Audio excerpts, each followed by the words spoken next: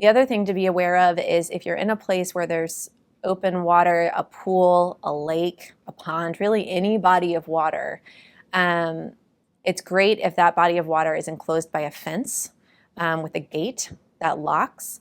If you're at a house that opens up, like a rental house, lots of people go on vacation, they're at a rental house, and maybe it opens up onto a pool in the backyard, and you can get directly from, let's say the patio or porch right to the pool. If you have small kids, you need to be aware of making sure those doors are locked. If you're not outside supervising the kid, it's not swim time anymore, everybody's moved inside. Make sure that you're taking precautions to restrict access to the water after you have stopped swimming and you are no longer intending on supervising them in the water. The other thing to be aware of, if you are in a natural body of water, a river, the ocean, anything that's got moving waters in particular, there are extra hazards in those areas. Rapids, rocks.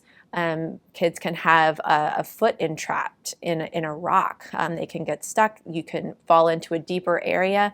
In a lake, you may not know how quickly the depth is going to change. You may go from being in a really shallow area where the kid is fine to stand to a really deep area very quickly. And if you're not familiar with that area, that can happen in seconds. And so you really need to be very cautious when you are particularly in those natural bodies of water. And I think it's a great time to put a kid in a flotation device.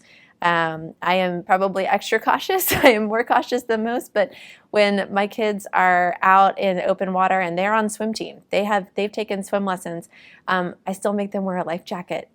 Because you just don't know when they could get into trouble, or there could be a current, or they could get pulled out into deeper water, or they could get tired. All kinds of things can happen, and so it's just better to be on the safe side. So as many of those things as you can do to prevent drowning, the better. If you can do all of them, great.